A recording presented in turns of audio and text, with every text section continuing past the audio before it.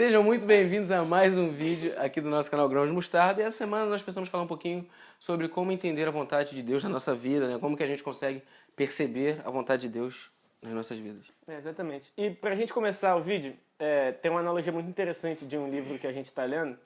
É um livro do Rick Warren, que ele diz assim: o modo mais fácil de descobrir o propósito de uma invenção é perguntar ao inventor. Imagina, você encontra um objeto em algum lugar que você nunca viu na sua vida. E aí você analisa o objeto, olha, vira, tal, cima, baixo, mexe, balança. E você só pode especular para que aquele objeto serve. Você nunca viu ninguém usando. Você pensa, ele deve servir para isso, deve servir para aquilo. Mas a partir do momento em que você encontra o inventor e pergunta para ele, cara, para que serve esse objeto? Sabe, qual foi a sua finalidade quando você fez isso? Qual era o seu plano quando você fez esse objeto? Aí sim você pode ter uma resposta mais precisa e não meramente especulativa. É exatamente sobre isso que a gente vai falar aqui com relação à vontade de Deus. Para a gente saber o propósito da nossa vida e a vontade dele para a nossa vida, a gente precisa consultar ao Criador. E precisa estar centrado na vontade de Deus, né? A gente precisa estar alinhado com a vontade de Deus em relação a nós, né? A oração é muito importante para isso. Então nós vamos começar a falar um pouquinho mais sobre esse tema, que eu acho que para nós cristãos é o principal, né? O que a gente realmente quer saber é procurar e buscar cada vez mais a vontade de Deus. Exatamente. O que você trouxe pra gente, Gabriel?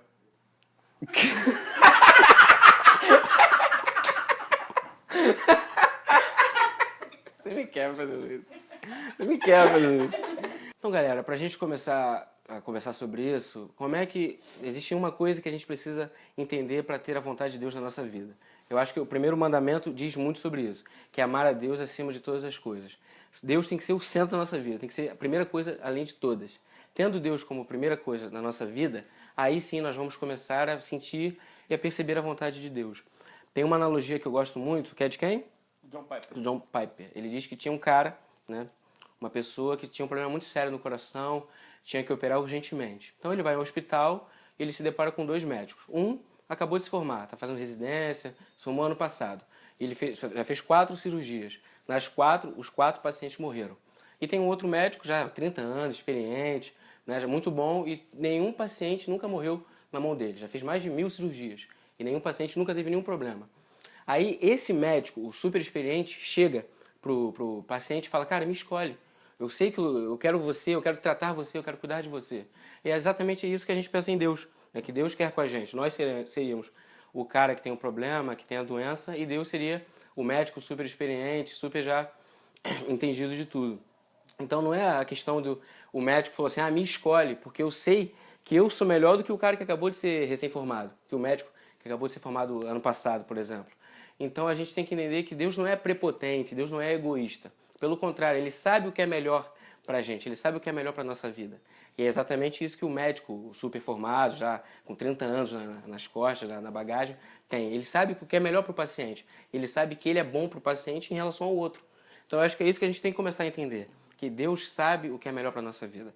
E a partir do momento que a gente tem isso em mente, tem isso no coração, nós vamos começar a caminhar com Deus de uma maneira bem diferente. Exatamente. Deus sabe que Ele deve ocupar o primeiro lugar na nossa vida porque isso é a melhor coisa que a gente pode fazer. Deus sabe que se a gente colocar o dinheiro no primeiro lugar da nossa vida, isso não vai dar certo. Deus sabe que se a gente colocar pessoas no primeiro lugar da nossa vida, também não vai dar certo, os relacionamentos. Ele sabe que Ele precisa estar no primeiro lugar. A nossa devoção, a nossa obediência, a nossa adoração a Ele não são porque Ele precisa. Deus não precisa disso. Quem precisa é a gente. Ele sabe que o melhor pra gente é isso. E por isso que Ele deu esse primeiro mandamento que o Gabriel se referiu. Amar a Deus acima de todas as coisas. Pra gente continuar falando desse assunto, a gente separou alguns versículos, a gente deu uma pesquisada aí na palavra, que no caso, até voltando à analogia, do inventor que a gente precisa consultar. De que forma a gente pode consultar o inventor, né? Como, meu amigo? Como? Eu vou te dizer como. Diga. A gente pode consultar falando diretamente com ele, através da oração, e também através do manual do fabricante, que seria a palavra dele. Então a gente extraiu da Bíblia alguns versículos interessantes sobre esse tema. E o primeiro que eu separei está lá em Romanos 12, 2, e diz o seguinte: e não vos conformeis com este século, mas transformai-vos pela renovação da vossa mente, para que experimenteis qual seja a boa, agradável e perfeita vontade de Deus. E aí fica claro, né? Aquilo que a gente já tinha comentado sobre Deus saber o que é melhor pra gente, e a plena convicção e certeza e a garantia de que a vontade dele é o melhor que pode acontecer. A gente às vezes acha que sabe o que é melhor pra gente, né? E a gente não tem noção da dimensão de quão boa, perfeita e agradável é a vontade de Deus. Eu já passei por momentos em que eu tinha minhas vontades e minhas paixões e os desejos do meu coração, e aí eu no fundo, eu sabia que aquilo não era exatamente a vontade de Deus. E aí o grande desafio foi abrir mão daquilo que era a minha vontade e fazer aquela oração que é dificílima. Cara, que o Senhor faça a sua vontade, que não seja a minha vontade, que seja a sua. Eu tenho minha vontade, eu acho que ela é boa, mas eu acredito sim que a sua é melhor ainda. E, cara, batata. Era melhor mesmo. E hoje eu vejo que bom que eu consegui fazer isso e, cara, é muito difícil. É muito difícil tomar essa decisão e... Eu não tô falando aqui nem pra tirar onda nem nada, muito pelo contrário. É porque a caminhada com Jesus é um sacrifício, né? Exatamente. A caminhar com Jesus não é fácil, é uma parada realmente muito complicada. Então é difícil a gente distinguir a vontade de Deus da nossa vontade, né? Separar os desejos do nosso coração. A gente primeiro tem que decidir o que é o nosso desejo e o que é o desejo de Deus. Né? Que muitas vezes a gente confunde isso na nossa cabeça, confunde a nossa intenção, aquilo que a gente quer, contra aquilo que Deus quer pra gente.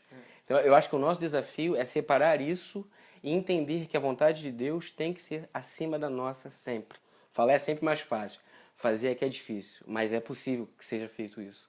Então eu acho que com leitura, com oração, com intimidade com Deus, a gente consegue cada vez mais buscar e procurar entender qual a vontade de Deus para as nossas vidas. Então, gente, sobre o que o Gabriel falou, de separar a nossa vontade da vontade de Deus, a gente conseguir fazer essa distinção. Muitas vezes a gente cai no erro de colocar Deus na nossa vontade, em vez de adotar a vontade de Deus para nossa vida. A gente sabe o que a gente quer e a gente enfia Deus ali no meio onde cabe, em vez de nos esvaziar completamente e deixar a vontade dele tomar conta e ele ser soberano naquilo tudo. Uma oração que o nosso pastor me ensinou a fazer. Valeu, pastor. Pastor Purim, tamo junto. Ele falou, pô, isso é bem maneiro, né? A gente costuma orar assim, que o Senhor vá comigo, que o Senhor esteja comigo às vezes numa empreitada, sei lá, alguma coisa dessa natureza. Mas o grande desafio é não a gente orar, Deus, que o Senhor vá comigo, mas Deus, que eu só vá se o Senhor for comigo. Porque a gente já parte do pressuposto que a gente vai. E fala, Deus, eu tô indo. Aí chega junto. Não é assim. Sabe? A gente tem que tomar a decisão de, cara, eu só vou se Deus for comigo. Em vez de enfiar Deus nas nossas vontades. A diferença é grande. E outra passagem que eu separei está lá em Provérbios 15:32. Quem faz pouco caso da disciplina será um nada, mas quem obedece à vontade de Deus ficará mais sábio. E é isso aí, é preto no branco. Não tem... Batata. Batata. Não tem mistério. Galera, então, olha só. Digamos que eu pedi a vontade de Deus. Fale comigo, Senhor, por favor, me ajude. Eu entendi a vontade dele. Porque Deus é tão bom, é tão justo, que se nós pedirmos de todo o coração, nós seremos respondidos, né? Então, eu entendi no meu coração, eu sei o que eu tenho que fazer em relação ao meu problema, em relação ao meu questionamento. Agora, eu acho que a gente tem que começar a ter um outro tipo de pedido. Pedir coragem e ousadia para fazer a vontade de Deus. Porque uma coisa é eu pedir e a vontade, entender a vontade, e outra é eu realmente fazer aquilo. Porque pode ser algo que eu não goste, pode ser algo que eu confesso, há um tempo atrás, né? Muitos anos, nós já conversamos sobre isso.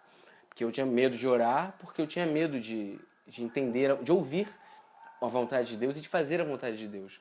Né? Porque eu sabia que talvez o que ele fosse me falar não fosse algo tão legal, algo tão bom. Mas eu acho que a partir de agora, que nós entendemos, é outra etapa desse processo. Eu entendi a vontade de Deus, eu sei o que eu tenho que fazer, trabalho, profissional, o que for. Então agora é coragem e ousadia para que seja feito aquilo que Deus me respondeu. Porque é fé, é pisar e Deus depois colocar o chão. Então se Deus falou comigo, então eu sei que Ele me ama, a analogia do médico, eu sei que Ele sabe o que é melhor para mim. Então cabe a eu agora ter essa coragem de chegar e fazer. E saber que as consequências, no momento, podem parecer não tão boas, mas daqui para frente vai ser. Porque Deus nos ama e Ele quer o melhor pra gente sempre. Você pastor. Exatamente. E sobre exatamente isso que o Gabriel falou, Jesus conta a história lá no livro de Mateus, capítulo 21. Ele diz a história dos 2 filhos, que é o seguinte. Um homem tinha 2 filhos. Ele se dirigiu ao primeiro e disse: Filho, vá trabalhar na minha vinha. O filho respondeu: Não quero. Mais tarde, pensou melhor e foi. O pai deu a mesma ordem ao segundo filho. Ele respondeu: Mas é claro, com prazer, mas nunca foi. Qual dos 2 filhos fez o que o pai pediu? E disseram: O primeiro. Jesus disse: Sim, e digo a vocês que os malandros e prostitutas entrarão antes de vocês no reino de Deus. João veio mostrando o caminho certo. Vocês viraram as costas para ele. Mas os malandros e as prostitutas creram nele. Mesmo quando vocês viram a vida deles transformada, não quiseram mudar a de vocês também e crer nele. Cara, o que Jesus está falando aqui nada mais é do que o Gabriel acabou de falar. Não adianta nada você entender, o filho ouviu o que o pai queria que ele fizesse, que era ir trabalhar na vinha. Ele até disse que ia, mas ele não foi. Cara, isso não adianta de nada. Até quem diz que não vai, muda de ideia e acaba indo, está fazendo melhor. Porque foi, obedeceu, cumpriu. Então não adianta nada. Já entendi a vontade de Deus para minha vida, beleza. Tá, mas e aí? E o próximo passo? É isso que a gente tem que fazer. Exatamente. E a outra passagem, para finalizar, tá lá em João. Gabriel, enquanto eu acho, você distrai, galera, faz uma dancinha. Os improvisos acontecem, né? Ele já era para estar com... É que eu tirei o dedo. Ah, tudo bem. 9. Já era para estar com o livro pronto. 9h41. 9h41.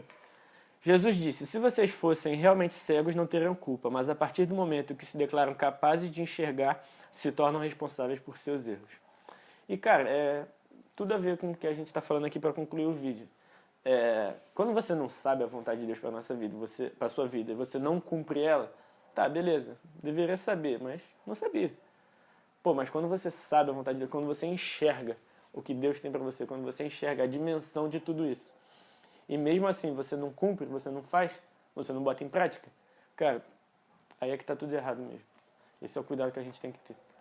Exatamente. Então, que a partir de agora, eu, o Caio, todo mundo, possamos buscar cada vez mais a vontade de Deus, que a gente sempre tem coisas para ouvir do Pai. A gente nunca está na totalidade, a gente nunca chega no 100%. Então, a partir de agora, que é um desafio para mim, para ele, para vocês, que cada vez mais nós possamos entender a vontade de Deus, buscar isso, e quando entendermos, que a gente não tenha medo de fazer aquilo que Ele quer que a gente faça. Que a gente tenha ousadia e coragem para fazer aquilo que Deus falar com a gente e aquilo que Ele sabe que é melhor para nossas vidas. Isso aí. Fechou? Fechou? Fechou. O Gabriel vai encerrar pra gente aí. Vou estar orando nesse momento. Chegamos ao final de mais um vídeo aqui do nosso canal Grãos de Mostarda. Não esqueça de curtir, compartilhar, falar com seus amigos, né, sobre o nosso canal, sobre o nosso trabalho. Se inscrever, falou aqui, muito importante. E que se essa palavra te abençoe de alguma maneira, que você passe para outras pessoas, compartilhe. Tamo junto, um grande beijo e até semana que vem. A gente volta.